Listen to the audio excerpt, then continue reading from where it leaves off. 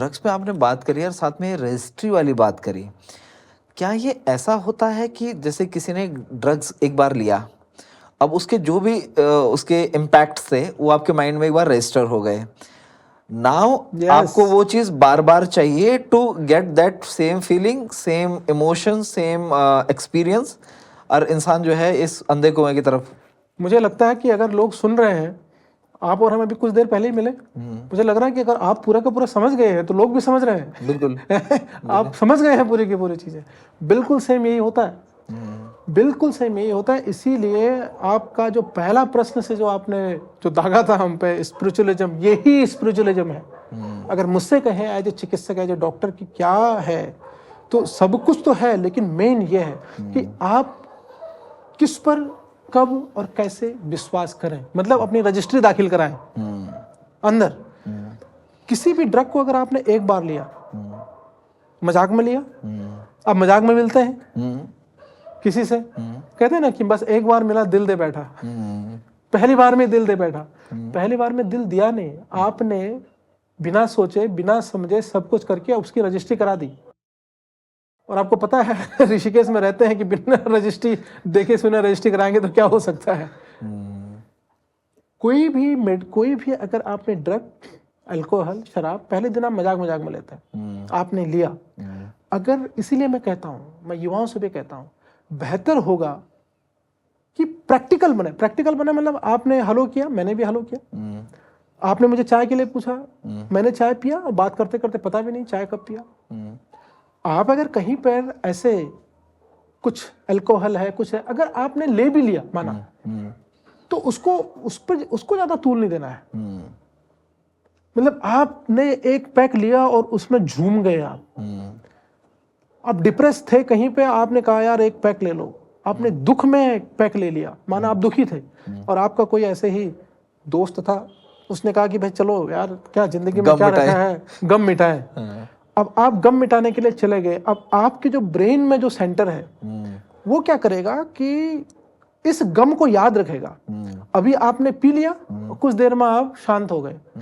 अब ये दूसरे दिन जब आप नॉर्मल होंगे, जब सुबह उठेंगे, तो सुबह उठते ही आपका ब्रेन आपसे कहेगा बेटा, या फिर जब आपको गम हो, माना दूसरे दिन फिर किसी ने डांट दिया, फिर गम होगा, आपका ब्रेन ने रजिस्ट्री की हुई है कि जब भी गम होगा बेटा, आपने नेक्स्ट टाइम क्या किया था, पिछली बार क्या किया था आपने, पिछली बार आपने वो लिया था, जा इस बार ले। वो ऑर्डर देगा, मस्तिष्क आपको ऑर्डर देगा, जा ले। और आपने अपने इर्द गिर्द का एनवायरनमेंट ऐसे ही बनाया हुआ है कि दोस्त भी ऐसे हैं, इसलिए या तो पॉजिटिव दोस्त हों जो आपको वहां से पॉजिटिविटी की ओर ले जाए। तो इसलिए मैं कहता हूं कि इन्वेस्ट कीजिए अच्छे दोस्तों में, अच्छे लोगों में। अगर आप, सेम चीज उल्टा भी हो सकता था, अगर आपको गम हुआ, आपका कोई पॉजिटिव दोस्त था, कहा यार चलो आज मंदिर में चलते हैं, या किसी मोटिवेटर के पास चलते हैं, या चलो फोटोग्राफी करते हैं, मूड सही हो जाएगा। तो नेक्स्ट टाइम जब भी वो गम में आएगा, वो फोटोग्राफी करने के इंस्ट्रक्शन देगा आपको ब्रेन, आपको मंदिर में ही जाने का इंस्ट्रक्शन देगा कि चलो मंदिर चलते हैं, क्योंकि पिछले बार गम हुआ था बेटा तुम्हें, तो जाओ मंदिर जाओ। आपका एवरी एक्ट, जो सीक्वेंस हमने माइंड को सेट करके दे दी है कि ये फॉर्मूला है भैया, इस फॉर्मूले पे काम करना है आगे। मैं सर ये वाली बात ना मैं कुछ रिलेट इस तरह से भी कर पा रहा हूँ कि एक बार एक कोई अच्छे संत थे, मेडिटेटर थे, एंड लोग आते ही हैं, अलग अलग लोगों की वजह होती हैं आने की। कुछ तो ज्ञान पाने के लिए, सीखने के लिए इसलिए आते हैं, कुछ अपनी प्रॉब्लम से परेशान है, वो थोड़ा सा आशीर्वाद लेने या इसलिए आते हैं। तो जो संत थे उनका क्या था कि आप उन्हें छू नहीं सकते, ठीक है। तो मैं थोड़ा सा क्या हूँ कि मैं किसी भी चीज़ को जानने से पहले, किसी चीज़ को मानने से पहले थोड़ा कोशिश करता हूँ कि थोड़ा इसको जाना जाए पहले। तो मेरा पहला इंप्रेशन था बड़ा बड़ा एटीट्यूड है इनके अंदर, मतलब इवन मैं कोई आपका पैर छूना चाहता है, उसकी आस्था में तो आपको क्या दिक्कत है, आप छूने दीजिए। लेकिन जब लेटर ऑन मुझे पता चला, किसी और ने एक अच्छे उन्होंने मुझे बताया, पढ़े लिखे और जो स्पिरिचुअलिज्म में अच्छा नॉलेज रखते हैं, उन्होंने बताया कि हर चीज़ हमारे लिए एक याद बन जाती है, तो हमारे शरीर की भी अपनी एक याद होती है। तो वो बहुत मुश्किल से डिटैच किया उन्होंने अपने आप को। तो अगर आप उनके पैर छूओगे तो वो आपका स्पर्श भी उनके लिए एक याद रहेगा, तो वो चाहते ही नहीं कि वो बने, इसलिए वो लोग ये कर रहे हैं। तो जो आपने बात की ना, मैं इससे ये रिलेट कर पाया कि नहीं, बहुत बहुत अच्छी बात है ये, और ये है, ये बहुत ज़्यादा कुछ लोग बात भी करते हैं इसके बारे में, क्योंकि जिस किसी का भी हम लोग मेमोरी लेते हैं, किसी से भी बात करते हैं, क्योंकि thousands of thoughts are wandering in a day, बहुत सारे विचार चल रहे हैं इधर, बहुत सारे, उसमें से हम किसको नर्चर करते हैं, है ना। आप खड़े हैं कहीं पर, आपके पीछे हाथ लगा के 10 लोग चले गए, लेकिन कोई फर्क नहीं पड़ता, लेकिन किसी से आपने बात कर ली और किसी की बात आपको वेवलेंथ मिल गई, किसी से अच्छी से बात हो गई आपकी, वो आपके पास रजिस्टर्ड हो गया। आप कितना उससे बात करते हैं, कितना उससे आपकी बातें मिलती हैं, कितना मिलते हैं। मम्मी का हाथ बता सकते हैं ना, अंधेरे में भी मम्मी ने पीठ पे हाथ रखा तो पता होता कि माँ ने हाथ रखा है। ये बहुत जरूरी है, और इसलिए है कि जब भी हम कोई चीज, इसलिए मैं युवाओं से विशेषकर ये आग्रह करना चाहता हूँ कि जब भी आप, चाहे आप रिलेशनशिप की बात कहें या चाहे कोई भी सब्सटेंस लें या कुछ भी चीजें लें या खाएं, आप हमेशा सोचें कि ये चीज मैं जो ले रहा हूँ, ये कहीं ऐसा ना हो जाए कि कुछ दिनों बाद जो चीज मैं खा रहा हूँ ये मुझे खाने लगे। जैसे शराब है, आप शराब पी रहे हैं, आपने एक लिमिट तक पी, आपने उसको प्रैक्टिकली लिया, आपने जस्ट ध्यान ही नहीं दिया उसकी तरफ को, आपने कहा कि चलो दोस्त बैठे हैं जरा से ले लिया, तो ठीक है।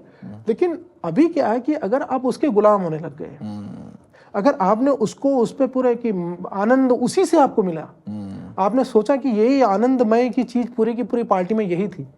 आप बताइए, पूरी पार्टी में म्यूजिक से आनंद नहीं आया आपको, खाने पर आनंद नहीं आया, लोगों से मिलने के आनंद नहीं आया, उधर हरी भरी घास लगी है उससे आनंद नहीं आया, 50 लोग मिले होंगे उनसे आनंद नहीं। आपने अपने आनंद को कहाँ, आपने अपने तन मन और धन सब कुछ उस पर झोंक दिया, तो फिर वो आपका रजिस्टर्ड होगा। ये जो आप बार बार ये बात कर रहे हैं ना, तन मन धन, जैसा हम आरती भी करते हैं, तन मन धन सब तेरा है, तेरा है, ठीक है। तो हमने वो एक पर्टिकुलर चीज को दे दिया उस समय, बस। अगर ये चीज समझ गए आपने, अगर तीनों चीजें किसी को दे दिया, तो फिर तेरा तुझको अर्पण क्या लागे मेरा, तो फिर आपका कुछ है ही नहीं। फिर आप ऐसे घूमोगे, जैसे रोते रहते हो वैसे ही रोओगे, फिर तो आपका कुछ रहा ही नहीं। दिमाग में भी रजिस्ट्री करा ली तो उसी की रजिस्ट्री हो गई। अब फिर वो जाती रहेगी या जाते रहेगा, तो फिर आपका तो कुछ रहा नहीं। इसलिए ध्यान, अटैचमेंट और इमोशंस में इतना कंट्रोल कीजिए, इतना बैलेंस कीजिए, जितना जो दे रहा उतना दीजिए, और लाइफ को समझने की कोशिश कीजिए कि life is not only meant to spoil, कि just to for only one thing, कि प्यार है इसी के लिए जिंदगी बनी है। जिंदगी के बहुत सारे पहलू हैं, जिंदगी में बहुत सारे पहलू हैं। एक चीज के पीछे क्योंकि आपने अपना पूरा इमोशन एक चीज पर लगा दिया, इसलिए आपको वही दिख रहा। शराब, ड्रग, आपको लगता है कि जिंदगी में यही कुछ है। बहुत सारे लोग जो दर्शक सुन रहे हैं उसमें कुछ लोग लेते होंगे, उनको लगता होगा, बहुत सारे मेरे पास ऐसे पेशेंट आए, उनके माँ बाप आए कि सर सुबह सुबह उठते समय सबसे पहले ये चाहिए, जब तक वो नहीं मिलेगा वो इतने वॉयलेंट हो जाते हैं कि उनको, उनकी आंखें नहीं खुलेंगी। They are not able to do anything if they are not getting that substance. इस पे एक जोक भी है सर, जोक मैं सुना देता हूँ, मेरी लाइफ का हुआ है। मैं एक बार ना प्लान बना के आइज़ डोनेट करते हैं, तो एक कुछ था, तो पता किया उसके बारे में कुछ चीज़ें। तो मेरे कुछ दोस्तों ने, एक दोस्त के पास ऐसी अफवाह में बोल दिया कि संजय ने अपनी आंखें जो है डोनेट कर दी। तो वहाँ पे कुछ वो भरवाते होंगे फॉर्म वगैरह ना, तो उसमें कि क्या लिखा है मैसेज या जो भी करवाते होंगे फॉर्मेलिटीज़ के दौरान। तो उसने मुझसे पूछा कि क्या लिखवाया तुमने। मैंने कहा मैंने नहीं किया, ऐसे ही है। फिर अगली बार वो भाई खुद जा करके इतना मोटिवेट हो गया कि जा करके डोनेट कराया। लेकिन उसकी आदत थी थोड़ा, वो जो आपने क्वालिटी बोली कि सुबह गुड मॉर्निंग तब होगी जब एक बैग अंदर जाएगा।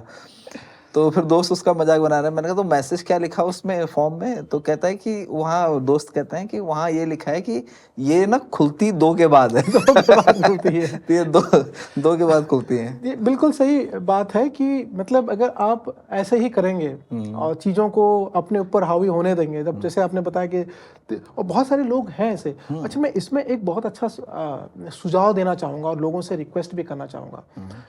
जब भी आपको लगे कि बच्चा या युवा खुद भी असेस कर सकते हैं कि आप एक डायरेक्शन में जा रहे हैं। आपका शरीर ना सबसे बड़ा चिकित्सक है, सबसे बड़ा चिकित्सक। आपको सब कुछ बता देता है ये। और सबसे बड़ा इस शरीर का दुश्मन कौन है पता है? मन। आप खुद। हम खुद क्यों हैं? क्योंकि हम इग्नोर करते हैं। जैसे आप देखिए, जिस दिन आपका खाना अच्छा नहीं होगा ना, पेट में आपको लगेगा कि यार आज डाइजेशन सही नहीं है, बस आप इधर उधर घूमते हैं, चाय पी लिया, कुछ ऐसा कर लिया, आपका ठीक हो गया। आपका पेट आपको बता रहा है कि आप ठीक खाना नहीं खा रहे हैं। दूसरे दिन आपको भूख नहीं लगी, आपने क्या किया कि दिन में खाना नहीं खाया और रात को खा लिया, आपने इग्नोर किया। छोटा मोटा दर्द हुआ, मेडिकल स्टोर से दवा लिया, इग्नोर करते रहे। तो जब हम इग्नोर करते रहते हैं तो चीजें आगे बढ़ते रहती है। तो इसका मतलब हमारा शरीर ना हमें संकेत दे देता है। वैसे ही आपका मन खराब होता है, मन कहीं नहीं लगता है, आपका शरीर संकेत देता है कि यार कुछ। इसीलिए मैं कहता हूँ, मेरे लिए सबसे बड़ा अध्यात्म ये है कि शाम को आप, या शाम को या सुबह आप आधा घंटा, अगर आधे घंटे का समय नहीं है आपके पास, 15 मिनट आंखें बंद करके अपना पूरे शरीर को 10 मिनट तक तो इसका ध्यान करें। अच्छा, अगर आपको आंखें बंद नहीं करना, मत करो। आप अपना 10 मिनट अपने शरीर को ऊपर से नीचे तक शीशे के सामने खड़े होकर देख लो कि मैं कैसा लग रही हूं या कैसा लग रहा हूं। बाइसेप्स वगैरह ठीक है नहीं है, वेस्ट सर्कमफ्रेंस कितनी है, पूरे ऊपर टॉप टू बॉटम अपने आप को 10 मिनट देख लीजिए। ये सबसे बड़ा मेडिटेशन है। यू विल नो, आप उसमें चेंजेस महसूस कर पाएंगे। और जिस दिन अच्छा है उस दिन आप क्या अच्छा है ये देख पाएंगे, जिस दिन खराब है क्या खराब है ये देख पाएंगे। आप इसको प्रैक्टिस तो कीजिए, आप देखिए और सिर्फ अपने बारे में सोचिए। अपने अंगुली देखिए, अपने हाथ देखिए, चेहरा देखिए, फेस देखिए, और इसी से आप गर्व की अनुभूति कर सकते हैं कि ईश्वर ने मुझे क्या दिया है और मैं कहाँ इसको लगा रहा हूँ, इसको यूटिलाइज कर रहा हूँ या मिसयूटिलाइज कर रहा हूँ, मिसयूज कर रहा हूँ। क्योंकि अब्दुल कलाम के पास भी यही शरीर था। बड़े बड़े लोग जो हैं, नेशनल मंडेला जैसे लोग, उनके पास भी यही शरीर था। भीमराव अंबेडकर जी के पास भी यही शरीर था। अब सोचिए, केवल 10 से 15 मिनट अपने आप को दीजिए। तो मुझे लग रहा है कि सबसे बड़ा मेडिटेशन ये होगा। और मैं जो सुझाव देना चाह रहा था वो कि जब स्टार्टिंग होती है किसी चीज की, आपका शरीर आपको संकेत देता है। और अगर आपका शरीर आपको संकेत नहीं देता है तो आपके अच्छे मित्र या अच्छे दोस्त, इसलिए अच्छे दोस्तों को पालना बहुत जरूरी है। अच्छे दोस्त मिलते नहीं, पालना पड़ता है। You need to invest in it. Yes, you need to invest. अच्छा, ये अच्छे दोस्त क्या करते हैं? आपको बता देते हैं यार मोटे हो रहे हो आजकल, खाना कम करो। ये कोई बाहर वाला नहीं बताएगा आपको, ये वो इंसान बताएगा जो आपका असली मित्र है। या फिर आपके घर वाले, आपका भाई, आपके सिस्टर, आपके मम्मी पापा, कि आपको यार ये ऐसा ऐसा लग रहा है आजकल परेशान लग रहे हो, क्या बात? आज के समय में कोई पूछता ही नहीं ऐसा।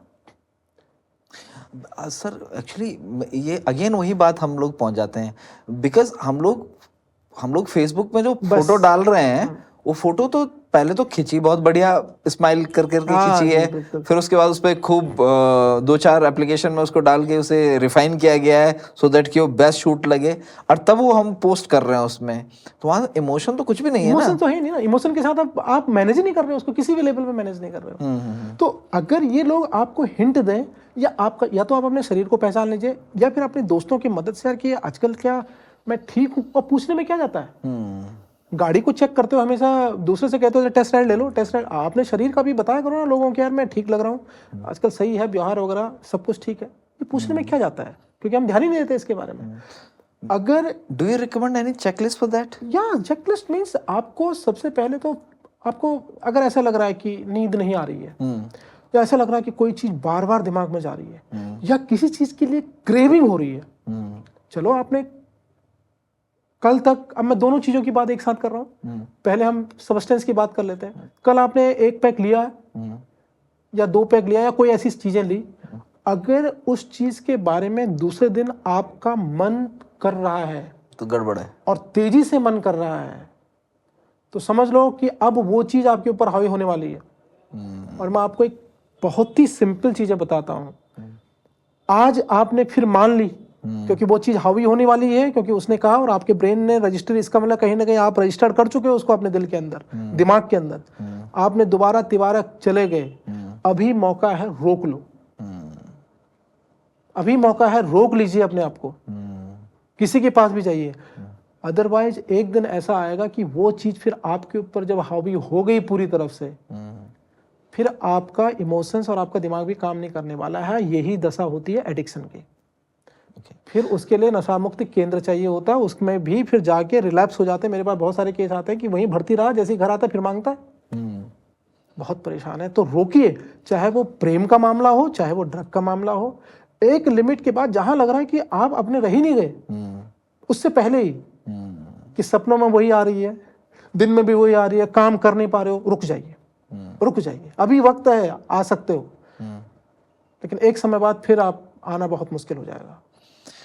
अब हम लोग बार बार बात कर रहे हैं ड्रग्स की, हम लोग बात कर रहे हैं। ऋषिकेश योग नगरी की तरह पॉपुलर है और अपने आप में इसकी एक आध्यात्मिक स्पिरिचुअल वैल्यू है, लेकिन आए दिन जब हम लोग अखबार उठा करके देखते हैं, शराब की बड़ी खबरें आप देखते हैं उसमें कि शराब पकड़ी गई है और अब तो जगह जगह ठेके खुल गए हैं, सरकार ने इस तौर पे शराब को मतलब अवेलेबल करा दिया है। ड्रग्स और एक बड़ा प्रॉब्लम देखते हैं डॉक्टर साहब, जब हम लोग एक जैसे बोलते हैं ना एक कंबाइंड फैमिली में होते थे, तो not only parents plays a role, important role play करते हैं पेरेंट्स, लेकिन जो बाकी लोग भी हैं फैमिली के, वो बहुत इम्पॉर्टेंट रोल प्ले कर लेते हैं। और इस बात को मैं इसलिए बोल पा रहा हूँ, फॉर एग्जांपल मैं अगर देखूँ तो मेरे ताऊजी का बेटा जो है और मैं जो हूँ, वो मेरे पिताजी और मेरे एज के ठीक बीच में पड़ता है। तो मतलब मेरे पिताजी और मेरे बीच में अगर जनरेशन गैप है, तो एक आदमी बीच में ऐसा है जो दोनों जनरेशन के बिल्कुल मिडिल में खड़ा है, तो वो उनको भी अच्छी तरह से समझ पाता है, मुझे भी अच्छी तरह से जान पा रहा है, देख पा रहा है। तो हमारे लिए वो बड़ी एक रिस्ट्रिक्शन वाली कंडीशन हो जाती थी कि not only my parents but दो और आसपास के लोग हैं उनका भी रिस्ट्रिक्शन मेरे ऊपर है। और पहले नशे के रूप में शराब ज़्यादा प्रचलित थी। शराब के साथ वो क्या था कि अगर कोई पी के आया भी है तो पता चल जाएगा, किसी को स्मेल आई है, माँ जी को पता चल गया, पिताजी को पता चल गया, घर में किसी और को पता चल गया तो शिकायत हो गई, डांट डपट हो गई। ये जो सूखा नशा जो आजकल आता है, जो इन फॉर्म ऑफ ड्रग्स आ रहा है, और चाहे हम उसमें कोई सब्सटेंसेस ऐसे हैं जिनको इनटेक कर रहे हैं या इंजेक्शन के थ्रू कर रहे हैं या कुछ और भी है, इनहेलिंग कर रहे हैं किसी चीज़ की, हाउ अरे बहुत मतलब बहुत गहराई तक पेनिट्रेट हो गया है इस समय समाज के अंदर, यूथ के अंदर स्पेशली। मॉनेटरी नुकसान है इसका क्योंकि महंगा है, और फिजिकली और मेंटली तो इसके नुकसान की क्या बात करें, वहाँ तो नुकसान की हद है। लेकिन इसने ना बहुत अलग अलग चीज़ों को भी जन्म दे दिया है सर। जैसे हम कई बार बच्चों को, जब इस तरह के कोई बच्चे मिलते हैं तो पता चलता है कि वो पैसे कहाँ से लेकर के आए हैं, तो जी चोरी हुई है, घर से उठा के लाए, माँ बाप को बिना बताए लेकर के आए हैं। तो ये सारी चीज़ों, छोटे छोटे जो अपराध हैं, या छोटे अपराध हैं बड़े अपराधों को एक जन्म देने वाली चीज़ बन रही है ड्रग्स लगातार।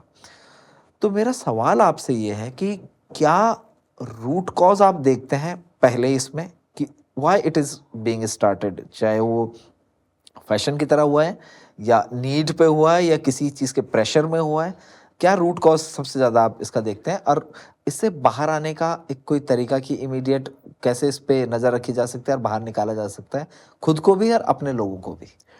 ह्यूमन रिलेशन में इतना बड़ा गैप आ गया है ना, बहुत बड़ा गैप हो गया है, और इस गैप की वजह रियल लाइफ भी एक है।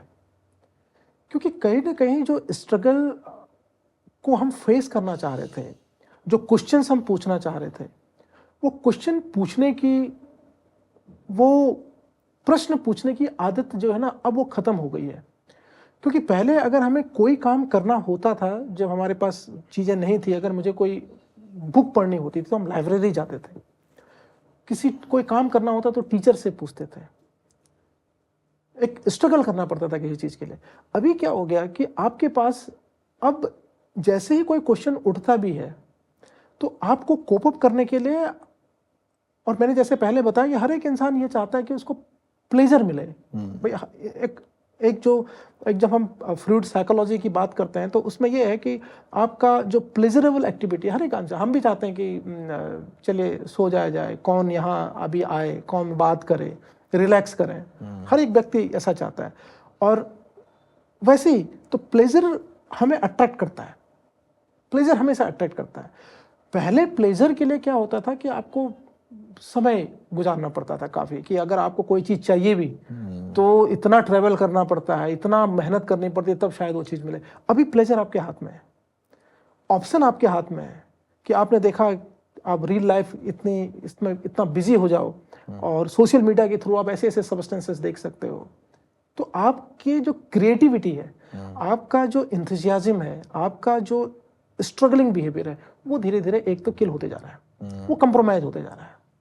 अच्छा, दूसरा क्या है, इसके बीच में जो ह्यूमन रिलेशनशिप है वो बीच में कहीं नहीं आ रहा है। चाहे वो पेरेंट्स के बीच में है कि मेरी आवश्यकता क्या है और वो क्या चाहता है।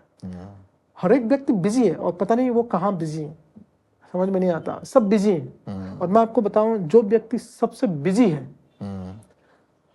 इसका मतलब वो अस्त व्यस्त है, इंक्लूडिंग मी ऑल्सो। अगर मैं कहता हूं आपसे कि मैं बिजी हूं, आप उसको असेसमेंट कर लीजिए कि ये आदमी जो है ना, ये बिजी, कुछ नहीं, कोई बिजी नहीं होता। और इतना भी बिजी क्या कि आप अपने लिए और अपने पेरेंट्स के लिए, अपने घर वालों के लिए, अपने बच्चों के लिए टाइम नहीं निकाल पाते हो।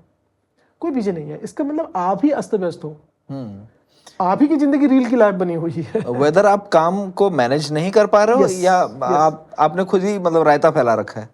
राइट टर्म यही है, जो रायता वाला जो टर्म है ये राइट है, क्योंकि कोई बिजी नहीं है हमारे। आप देखिए, मैंने कई बार देखा था, आप यहाँ इतने बड़े बड़े जो मिनिस्टर्स हैं, सीएम है, पीएम है, उनके पास जाइए आप मिल लेते हैं। उनकी लाइफ इतनी मैनेज कैसे है, इतना बिजी कोई होता नहीं है। तो जब बिजी हो जाएंगे तो आप समय नहीं दे पाएंगे, और समय नहीं देंगे तो आपका क्या है, इमोशनल जो क्वेश्चंस हैं, जो आपकी जो जिज्ञासाएं हैं, जो आपकी नीड है, वो ड्रेन्ड हो रही है मोबाइल के थ्रू। कह रहे हैं छोड़ो, अभी ये कहना तो था, लेकिन उस कहने में क्या है, वो इन्वायरमेंट उसको मिल नहीं रहा। पहले तो वो कुछ नहीं था उसके हाथ पे, वो 1 घंटा वेट करेगा, 2 घंटा वेट कर लेता, 3 घंटा। आज वो वेट नहीं करेगा, आप उसके हाथ पे दूसरी चीज़ है, वो गेम खेल लेगा, वो कंप्यूटर के थ्रू खेल लेगा, वो फेसबुक के थ्रू कर लेगा। तो एक ह्यूमन रिलेशनशिप गैप बहुत ज़्यादा आ गया। और दूसरा क्या आ गया कि लोग जो है एक दूसरे के उसमें जो कहते हैं, जिसे हम कह रहे हैं व्यस्त जो होने लग गए हैं, जो समय नहीं दे पा रहे हैं, वो सबसे बड़ी चीज़ ये आ गई है। और तीसरा क्या है कि इतना अकेलापन और इतने क्वेश्चंस भरे हुए हैं युवाओं के भी मन में, और कहीं ना कहीं उनको वो आंसर्स नहीं मिल पा रहे कि उनको करना क्या है, उनको कहाँ फैसिलिटेट करना है, उनको जाना कहाँ है, किस तरह जाना है, ये उनको आंसर नहीं मिल रहा है। तो जब ये नहीं मिलता है तो इजी वे, जब वो हल्का सा भी परेशान होते हैं चीज़ों को लेके, चाहे वो पेरेंटल कॉन्फ्लिक्ट्स हो, चाहे वो एकेडमिक कॉन्फ्लिक्ट्स हो, जब उनकी मन की नहीं हो पा रही है, या वो उनको जो सोच रहे हैं वो नहीं हो पा रहे हैं, फिर वो एक सहारा लेते हैं। So do you think that it's a substitute substance initial? Yes, ये सब्स्टिट्यूट है, और ये कहीं ना कहीं कोपिंग के लिए लेते हैं वो, सहारे के लिए। जो लिटरेचर में है, लिटरेचर में ये लिखा हुआ है कि सबसे पहले जो ड्रग लेना शुरू करते हैं वो पीयर प्रेशर के उसमें लेना शुरू करते हैं, कि उस दोस्त ने लिया तो मैंने भी ले लिया, मैं नहीं लूंगा तो एक जो है वो ये हो जाएगा, जो मतलब एक तरह का अपना एक जो क्या कहते हैं उसे, इमेज का सवाल है। बच्चा समझेगा, मुझे तो बच्चा समझेगा। बट मुझे लगता है कि वो एक पर्टिकुलर एक टाइम के लिए रहता है, उसके बाद फिर मैंने जो बताया कि वो ब्रेन में फिर वो उसको रजिस्टर कर लेता है कि यार यही ज़िंदगी का बहुत मज़ा है, फिर वो आने लगता है उसके दिमाग में। लेकिन इससे भी ज़्यादा इम्पोर्टेंट है कि कहीं ना कहीं वो अपने जो नेगेटिव चीज़ है, या जो अपनी वो बात नहीं कर पा रहा कहीं पे, या उसकी कोई मुश्किलें हैं, या कहीं ना कहीं उसको एक रास्ता जो नहीं मिलता है, उन सब चीज़ों से स्ट्रगल नहीं करना चाहता है वो, या उसको वो स्ट्रगल करने में कहीं हेल्प नहीं मिलती है, या उसके अंदर की बातें कोई नहीं जानना चाहता, फिर वो उस तरफ जाता है कि छोड़ो यार सब चीज़ों के बारे में, ये जो है, और उसको जो प्रेशर मिलता है वो उसके पीयर से मिलता ही है। तो कहता है कि बेहतर है कि हम इस चीज़ को लें। वो और मतलब जो वो पीयर प्रेशर है वो इन सारी ये जो उनकी जद्दोजहद है उसमें एक ट्रिगरिंग पॉइंट कर देगा। ट्रिगरिंग पॉइंट है, ट्रिगरिंग पॉइंट है। अभी क्या है मेरे पास नेक्स्ट टाइम में भी एक आया था ऐसी case, mother school teacher, father job में। मदर की जॉब सुबह मॉर्निंग से लेके शाम तक, फादर है ही नहीं यहाँ पे, फादर दिल्ली में है, कहीं और है।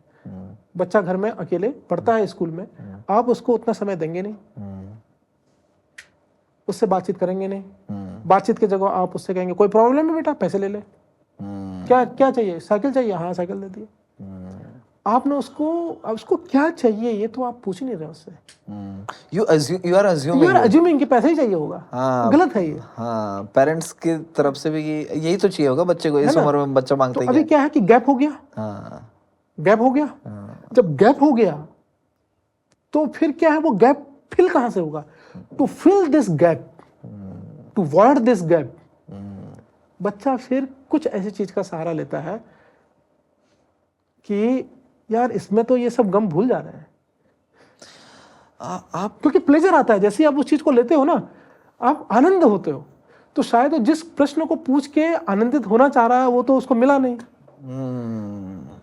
आप ये कह रहे हैं कि हमने बच्चे को पूछा कि बेटा आपको क्या चाहिए, इधर तो हमारे पास सोसाइटी और मार्केट ने कुछ एक हमें उसके सब्स्टिट्यूट दे रखे हैं कि ये चीजें बच्चे को दी जा सकती हैं। और अगर वो सब्स्टिट्यूट में बच्चा खुश है तो ठीक है। आपने बच्चे से फिजिकल वर्ड के अलावा मेंटल उसकी रिक्वायरमेंट क्या है वो तो पूछी नहीं। और मेंटल रिक्वायरमेंट मार्केट में अवेलेबल नहीं है। राइट? बिल्कुल सही बात ये है। और जो वयस्क हैं, जो बड़े बच्चे हैं, जो यूनिवर्सिटी में आ चुके हैं, उनके साथ भी बार बार कभी ऐसी चीज़ें होती हैं। तो आप लोग भी उस पॉइंट पर रुक जाइए जहां आपको लगता है कि यार आपका शरीर हिलने लग गया, मतलब चाहे वो प्रेम का हो, चाहे वो कुछ हो, कि आपका अपने आप पर काबू नहीं रह गया। बहुत जगहों पे ऐसा आता है। तो ये टाइम है जब हम अपने आप को कंसल्ट करें, अपने दोस्तों से बात करें, मम्मी से पूछें। आप अपनी चीज़ों को बताना नहीं चाहते। और एक नई फिलॉसफी आज के युवाओं की उसमें आई हुई है कि मैं जैसा हूं वैसे ठीक हूं, मैं जो हूं, मैं जो सोच रहा हूं वो बिल्कुल ठीक है। ये सबसे गलत है, ये सबसे बड़ी गलत है। मैं आपको बताऊं, आप कैसे 100% ठीक हो सकते हैं? हो सकता है आप क्या है पता है संजय जी? अगर हम आपसे बात करें, हम क्या है, आप क्या है? आप वही हैं जो आपके दिमाग के अंदर चल रहा है। बिल्कुल एग्जैक्टली। आपके दिमाग के अंदर शराब चल रही है या जो सब्सटेंस ली है वो उसका इंप्रेशन आपके दिमाग में है, या किसी लड़की की जो सब गुण उसके जितने हैं पूरी एनालिसिस आपके दिमाग में उस लड़की के अलावा कुछ चल नहीं रहा है। आपका दिमाग तो सब कुछ उससे भरा हुआ है। अब जो आप देखेंगे आपको वही दिखेगा जो आपके दिमाग के अंदर है, केवल 2-3 चीजें। तो आप सही कैसे हो सकते हो? जिंदगी तो उससे बड़ी है ना। तो मेरे भाई, कुछ डिसीजन लेने से पहले अपने किसी मित्र जो आपने अगर बनाया है, या अपने कोई टीचर, या अपने पेरेंट्स, किसी से पूछ लो कि जो मुझे दिख रहा है आपको भी दिख रहा है क्या?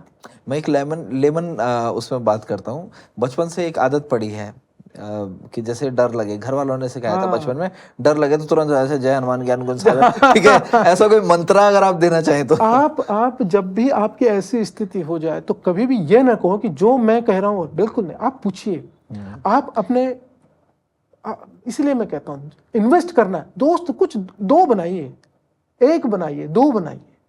या अगर कुछ समझ में नहीं आ रहा है तो आप बैठ के, जैसे मैंने बताया, आप एक जगह पर शांत होकर बैठ के आप अपना एनालिसिस कीजिए कि मैं कहाँ था, क्या जो मैं देख रहा हूँ, जो मैं सोच रहा हूँ वो बिल्कुल ठीक है। आपको खुद ही आंसर मिल जाएगा अपना कि यार मैं कहाँ से आया था, क्या नहीं था।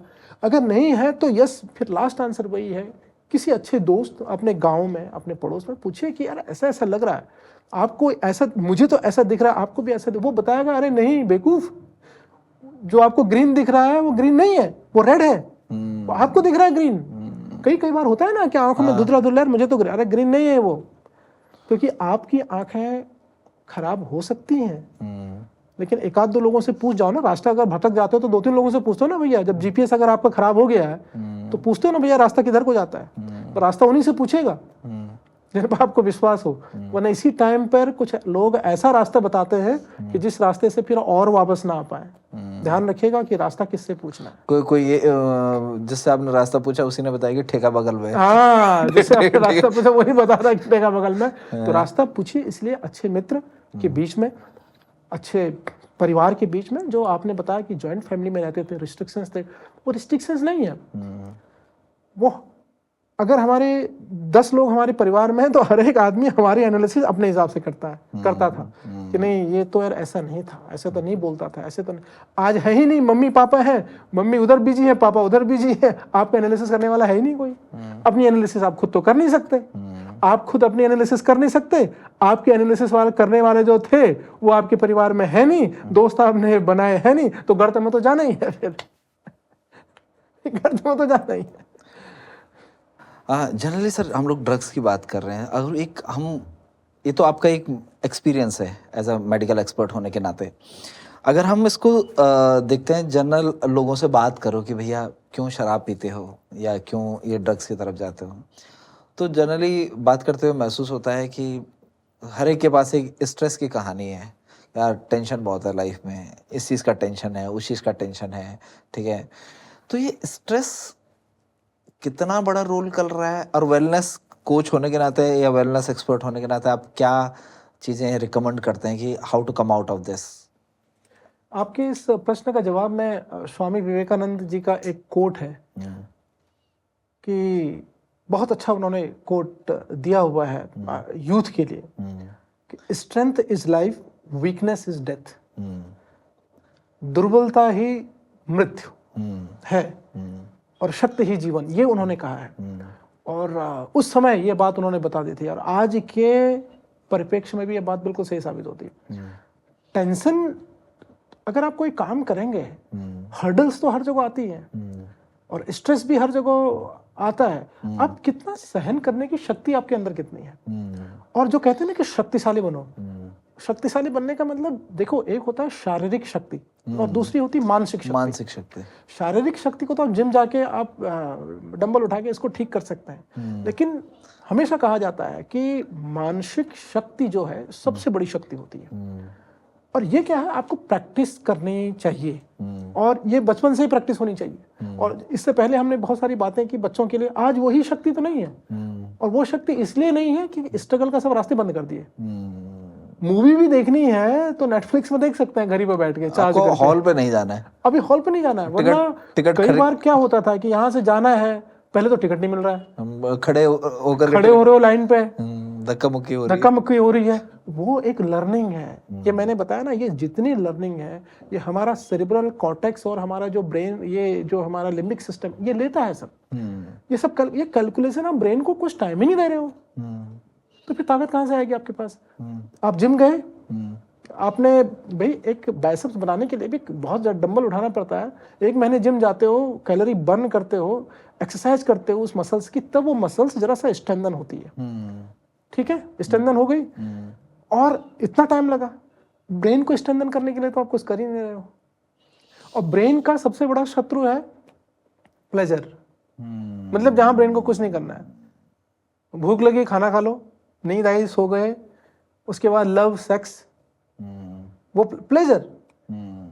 प्लेजर में ब्रेन को कोई बहुत ज्यादा एक्टिव काम नहीं करना पड़ता, पैसिवली है, उसका नेचर है वो। It's like you are tiger but you are tiger in zoo. या you are tiger in zoo. हाँ, you are not running after your prey. आप शिकार करने दौड़ ही नहीं रहे हो, स्ट्रगल ही खत्म है आपका। तो अगर आप जैसे आप जिम जाते हो तो आपकी बॉडी बनती है, पहले दिन गए कुछ ताकत लगेगी, अच्छा पहले दिन दर्द होगा। आप जिम जाते होंगे ना कभी? बिल्कुल। तो स्टार्टिंग में जाओगे, दर्द होगा यार, मन करेगा 2-3 दिन छोड़ दें यार, लेकिन आप फिर जाते हो। जब करते करते 3-4 दिन के बाद वो दर्द गायब हो जाता है। वैसे ही स्टार्टिंग में जब आप काम करोगे किसी भी चीज में, तो इसलिए करना इंपॉर्टेंट है। मैं युवाओं से ये कहता हूं कि करना इंपॉर्टेंट है, करो, do it, take the experience. लेकिन जब आप एक्सपीरियंस में चले जाते हो, जब उसको जाते हो, आप उस चीज को, काम को करते हो, बस उस पर एडिक्टेड नहीं होना है, ये भी मेरा कहना है। और ये आपकी बॉडी आपको बता देगी कहाँ नहीं होना है, हम बात कर चुके हैं। तो जब आप काम करेंगे, जब आप कोई चीज़ें रिस्क लेंगे, कहीं पर रिस्क टेकिंग होता है, कहीं पर बहुत सारा काम होता है, तो आपके ब्रेन को स्ट्रगल करना पड़ेगा। बट हाउ टू, यहाँ पे ना एक और चीज़ आती है सर कि मैं कुछ भी करूँ, I am doing what ever I am doing, मेरा एक फोकस है कि मुझे ये रिजल्ट चाहिए। आई एम नॉट, जो कई बार हम लोग किताबों में पढ़ते हैं, कई बार कुछ जो अच्छे स्पीकर्स हैं या जो ज्ञानी लोग हैं वो कहते हैं कि जर्नी एंजॉय करो ना, रिजल्ट। और कृष्णा ने भी कहा है कि कर्मण्येवाधिकारस्ते मा फलेषु कदाचन, फल पे मत जाओ। लेकिन आज कल जो एक सिनेरियो है हमारी सोसाइटी का, वो तो रिजल्ट ओरिएंटेड है ना। आपने कितनी मेहनत करी, आप एग्जाम क्रैक नहीं कर पाए, यू आर फेलियर। अब ये नहीं देखते कि लाइक भाई जर्नी कितनी खूबसूरत थी। That's important.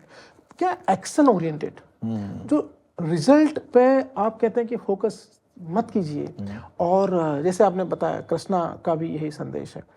तो एक बार अपना गोल अगर आपने बना लिया कि ये मुझे ये करना है, या कोई कार्य पे आपको करना है, आप कुछ करना चाहते हैं, कुछ बनना चाहते हैं, आपने गोल कर लिया। अब उसमें आप हर 10 मिनट में रिजल्ट चाहोगे तो वो कैसे मिलेगा? उसमें फिर आप स्ट्रेटेजिक वे में एक्शन, जो स्ट्रेटेजिक एक्शन आपको लेना होगा कि कोई भी आपने गोल अपना निर्धारित कर दिया कि आपको जिंदगी में करना क्या है। भाई अर्जुन का भी तो गोल था कि उसको उस धर्म युद्ध में भाग लेना था, वो भाग ले नहीं रहे थे उस धर्म युद्ध। तो कृष्ण ने यही कहा कि तुम्हारा जो कर्म है वो इस धर्म युद्ध में भाग लेना है। तो आपका कर्म क्या है कि आप कुछ बनना चाहते हो, आप कुछ करना चाहते हो इस जिंदगी में, आप ये तो सोचो पहले, उसके बाद उसको एक्शन ओरिएंटेड आप कीजिए। अगर आप एक्शन ओरिएंटेड कीजिए, आपकी स्ट्रैटेजी अलग अलग हो सकती है। आप दिन में पढ़ते हैं, रात में पढ़ते हैं, कैसे मैनेज करते हैं, ये आपकी स्ट्रैटेजीज है।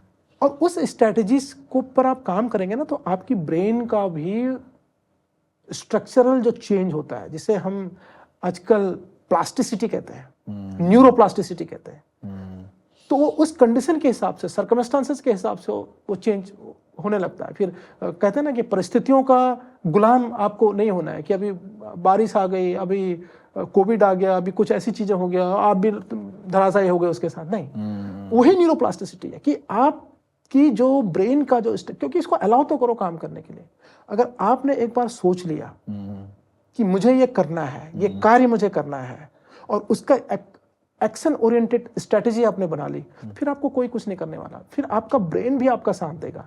और जो आप ये स्ट्रेस और टेंशन की बात करते हैं, इस टाइम में आपके ब्रेन में हल्का हल्का आपको बहुत बार ऐसे टाइम, जैसे मैंने जिम का एग्जांपल दिया था, स्टार्टिंग में पेन होगा आपको कि यार नहीं 4 बजे उठते, यार नहीं, छोड़ो यार। बहुत बार ऐसा आएगा कि दर्द हो रहा है, और जहां दर्द हो रहा है यहीं पे आपको अपनी मानसिक ताकत दिखानी है। और जो ताकत आएगी, ये ताकत आएगी कर्म से।